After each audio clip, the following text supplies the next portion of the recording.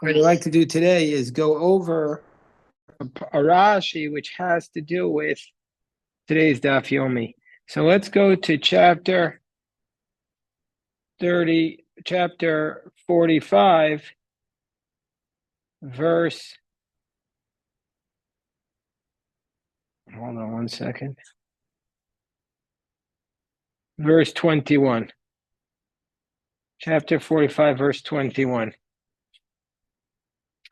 And basically, I want to do this verse because this has to do with our Daf Yomi. So it says in chapter 45, verse 21, Vayasu came Bnei Israel, and the children of Israel did this. Vayitain lam Yosef agalot al pi paro, and Joseph gave to the brothers wagons per Pharaoh's command.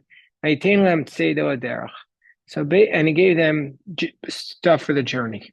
So Joseph sent the brothers, the sons of Israel, down to his father, and he sent them with wagons. It seems like basically innocuous. Okay, he's sending them with wagons. And now go ahead to chapter 45, verse 25. Vayalumi Mitzrayim, and they went up from Egypt. Vayavo Eretz Canaan al Yaakov Aviyam, and they came up to the land of Canaan to their father Yaakov. Came up to the land of Canaan to their father Yaakov. Here, grab a chumash, Ezekiel and Micah. Grab a chumash. And Micah, what school are you in now? How do you like it? What grade are you in? Oh, nice. All righty. So we're in chapter 45, verse 25. Verse 26. Vayagidu lo lemor, and they said to Jacob following. They said to Yaakov the following. Oh, Yosef Chai. Hello, Akiva. Did you get a donut or you don't want? You're good. They said to him, Yosef is still alive. He's the ruler over all of Egypt. And Jacob's heart basically grew faint because he didn't believe them. Rashi says, he's the ruler. His heart was transformed. He went away from believing. He doesn't believe them. Yaakov does not believe that Yosef is still alive. How could he believe? His son has not been. You ever see any of those videos where the people, you don't eat the donuts, Ezekiel? Oh, okay. So you never saw those videos where people see people they thought were dead for all these years and they say, well, it's really shocking. He didn't believe it. How come all of a sudden he believes? Vayidaber love is called divrei Yosef. And they spoke to Yaakov all the words of Joseph. Asher diber aleim, that Joseph had said to them, Vayaras agalot, and then he saw the wagons. Asher shalach Yosef lasetoto. He saw the wagons that Yosef had sent to transport him. And then the spirit of Yaakov was revived. Rashi says, what does it mean the spirit of Yaakov was revived? Immediately he had the divine presence. Sharto of Shlina, the divine presence rested upon him again. Sheparasha mimenu, because it had separated from him. While when he thought Yosef was dead, he lost the divine prophecy. You can't have the divine prophecy when you're in a state of sadness. So what was it that convinced him that Yosef was still alive? Rashi focuses on the fact that it was when he saw the agalot. What was it about the agalot? That made him realize, what's an agalah? A wagon. What was it about the agalot that made him realize Yosef was still alive? So here about this, we look at the Rashi. Rashi says, Simon Masar Lahem. Yosef gave his brothers a sign. Mahaya osek kishaparash mimenu. What they were studying when he separated from Yaakov. What were they studying? Parashas Egla Arufa. They were studying the passage of the Egla Arufa. Do you remember what that was, Ezekiel? Egla Arufa. Do you remember, Micah? Akiva, remember it? No, that's the Para Duma, is the red cow. So the Egla Arufa is the Egla is a calf, and the Arufa is to break its neck. So this is the calf with the broken neck. Where's the calf? What kind of calf has the broken neck? And the halacha is brought down in the Torah that if you have a dead body that's found on the outskirts of the town and you don't know which town is closer, you have to measure which town is closer, and the elders of the closer town have to go out there to a Nachal Eitan, to a wadi, that's called a Nachal Eitan, that's maybe has never been opened before, never been used, or maybe go into the water itself, and you have to bring an axe to the back of the neck of the calf, kill the calf, and then say the elders say, our hands did not spill this blood. Our hands did not spill this blood. And that's the passage that they were studying. It doesn't say the one that's closest. That's why you have to measure it. Hello, Kobe, how you doing? You can have as many donuts as you can possibly eat because we got plenty of donuts, right? What'd you say? You're going to take more?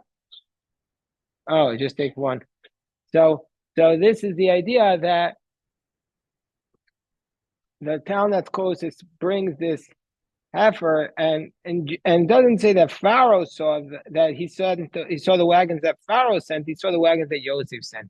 This was the last passage that Yosef was studying with his father. Now we know that this is all symbolic. So what's it trying to tell us? It's trying to tell us the very last. Why would you bring in Eglah Rufa? The elders of the town are saying, in a certain way, we were responsible that we let this man go out of his town unescorted, and we let him go out on his journey.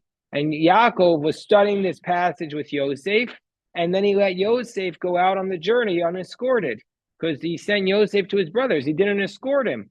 So it was almost like saying that Yaakov was responsible, but also it's saying that we're always responsible for our brothers. We learn from this mitzvah, the mitzvah of escorting our guest. If a guest comes to our home, then we can't just tell him to go to the door and say goodbye from our door and wave to him. We have to walk him. A certain amount in the direction that he's going in. This is the mitzvah of escorting your guest. So the idea, we're in chapter, Reb Greg, we're in chapter 45, verse 27. And this is the mitzvah of Eglah Rufa, escorting. If you allowed somebody who came to visit you or was in your town to go back and they died, the elders of the town are responsible. And Yosef was also saying that the brothers were all responsible for Yosef. They caused the harm to him, but Yaakov was also responsible because he allowed Yosef to go unescorted. So today's Daf Yomi discusses this mitzvah of Eglah Rufa. So there's this nexus of the parsha and the daf. So, I mean, we have plenty of donuts. You don't like donuts? Where do you think there are? In the kitchen. You can have probably around, how many donuts do you think we have? Enough for Simon to have? You could probably have a dozen, Simon. Moshe, we have donuts. Yeah, we got plenty of donuts, Simon. Plenty of donuts. So the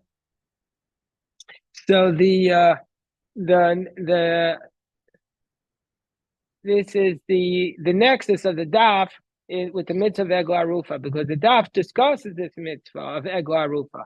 We're saying, Jeff, that there's Rashi in our parsha discusses Yosef sent wagons to his father, and that's when his father believed that Yosef was still alive. In chapter 45, verse 27.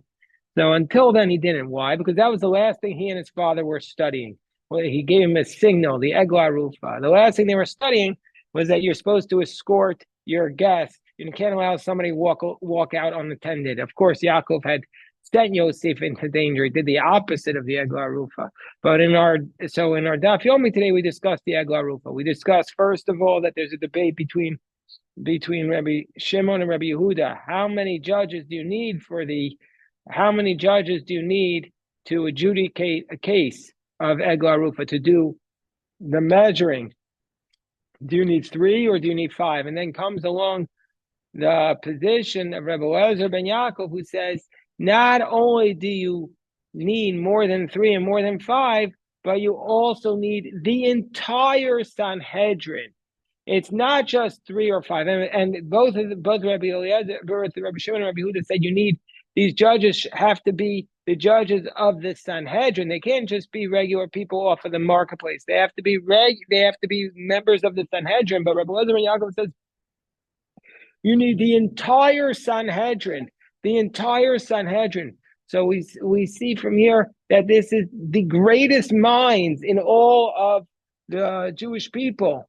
They have to be the ones to go out. 71 members of the Sanhedrin. And more than that, not only the entire members of the Sanhedrin have to go out, but also, we said in the Daf Yomi, also the king and the Kohen Gadol have to go out as well. So if there's a dead body that's found murdered outside your town, the leadership has to go out and assume the responsibility of saying that this was our fault, and they have to wash their hands and say, our hands did not spill this blood. And this was what the Daf Yomi says, that the Daf Yomi pushes it even beyond the literal text of the Torah. Why would you do that, Simon? What? I could see so many things that could go wrong with that. You're going to stick all right, whatever. Let it go.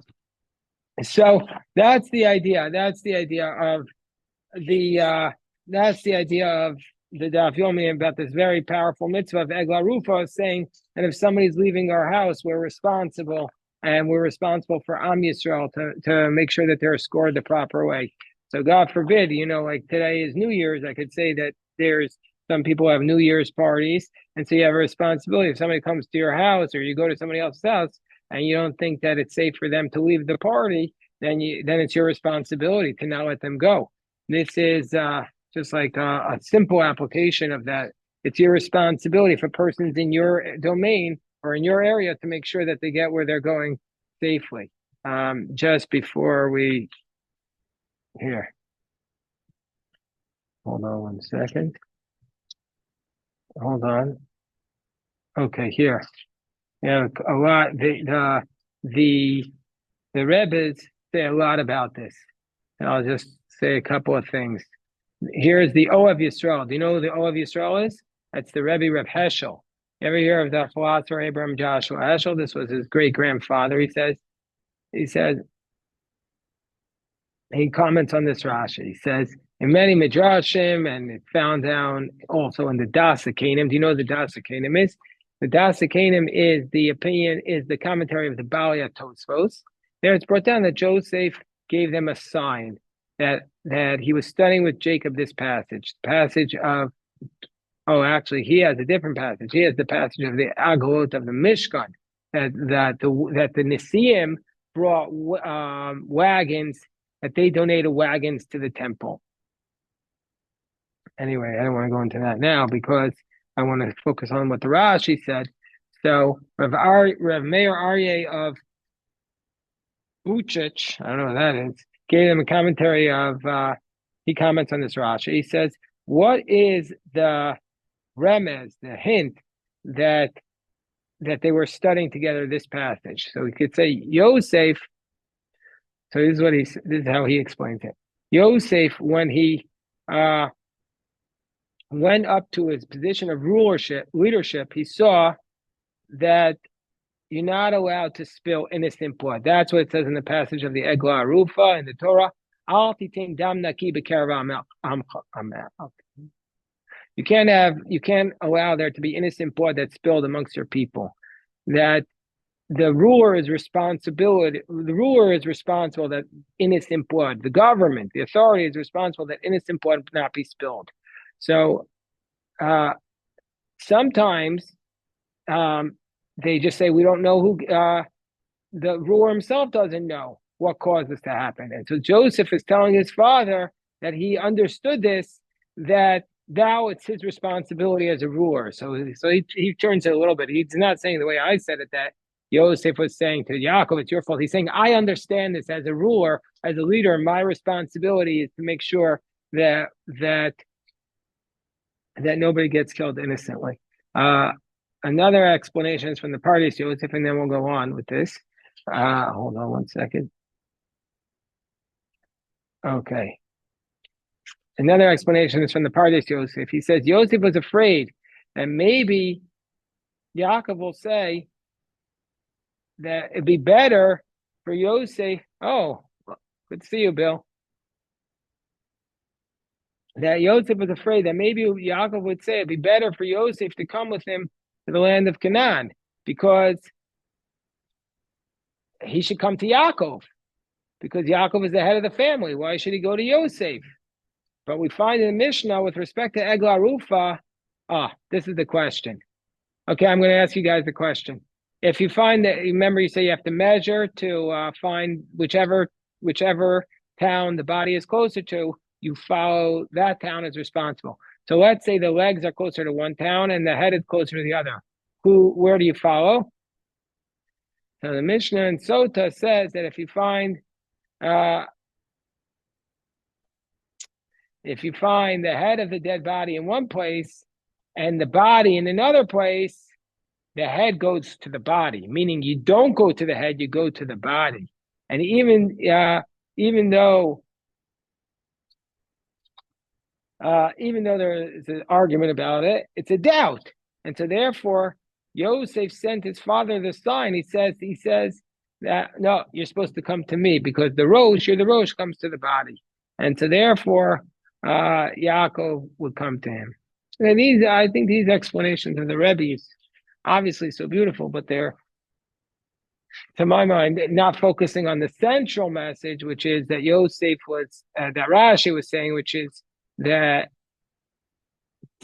he's sending him the last thing we were studying is the Eglah Arufa, and there was a tremendous disconnect between the Torah we studied and what was done to me.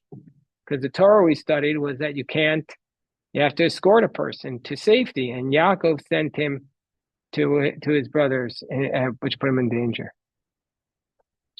Okay, so now let's go back to where we ended yesterday. I just wanted to comment on that, because that was the connection between Rashi and the Daf Yomi, and whenever that happens, we always like to highlight it. So yesterday we got up to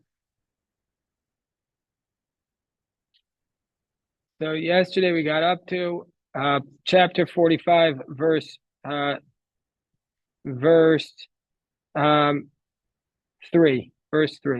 Ayomer Yosef el Achav. Yosef says to his, chapter 45, verse 3.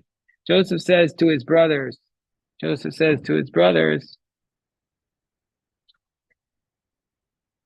Ani Yosef ha'od avichai.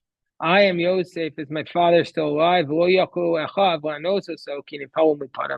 the brothers were unable to answer him because they were shocked before him.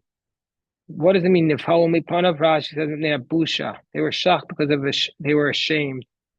They had acted that way. They were ashamed. But yesterday, my son Shia asked me this question. He says, "What do you mean? Why is he?" It's a classic question. Why does he say, "I am Joseph, is my father still alive"? The whole speech of Judah was about how is he going to go back to Yaakov Avinu and say to them, "What did you do? I came back without Benjamin," and now Yosef is saying, "Ani Yosef ha'od avichai." I am Joseph, is my father still alive? But he knows his father is still alive. So how do we answer that question? What would you say? How would we answer that question? Yeah, Bill?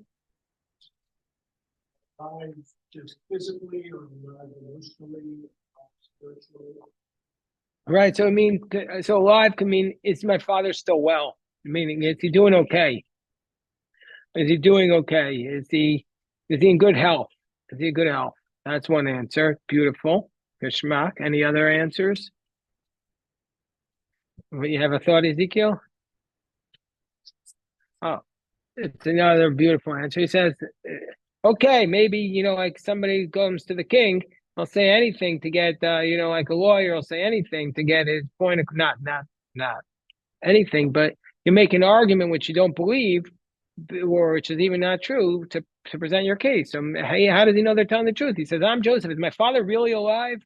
Or was all this just a ruse? Yeah, Micah?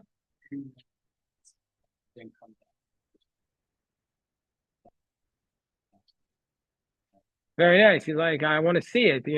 Show me. I don't believe it till I see it. Let me see that he's still alive. Any other thoughts? Okay. A classic answer is, I'm Joseph. And you can read it two ways. Now you're saying, is my father, meaning saying now you're worried about my father still being alive? I'm Joseph. You sold me into slavery and my father's still alive. What about me? When you sold me, you said it's going to kill him if his younger son isn't with him. What about when you did that to me? You didn't care when you sold me. And another way to say it is, no, I'm Joseph and my father is still alive. Don't worry about my father. He can overcome your terrible things. I'm Joseph and my father is still alive. So you could read it in all those ways. But it does call out the question. Okay, so Vayomer Yosef, Yosef says to his brothers, Kishuna Elai, come close, Vayigash, they came close, Vayomer Ani Yosef Achichem, Asher Mechartem Oti Mitzrayim. I'm Yosef, your brother, you sold me into Egypt. So Rashi says, Kishuna Ra Osam Nisugim Lachor. He saw them walking backwards. He said to them, now my brothers are embarrassed. So he called to them in a gentle language. V'tachanunim v'eralahem shumahu. He showed them his circumcision. Okay, that's always really been a little creepy to me, but like it's a bris, but still like not creepy. Creepy's not the right word. Shocking to me. Can you imagine? Does he show them he's circumcised? But how else is he going to prove to them who he was? That was the only way you could mark yourself. He didn't have an international ID. So he showed them he was circumcised.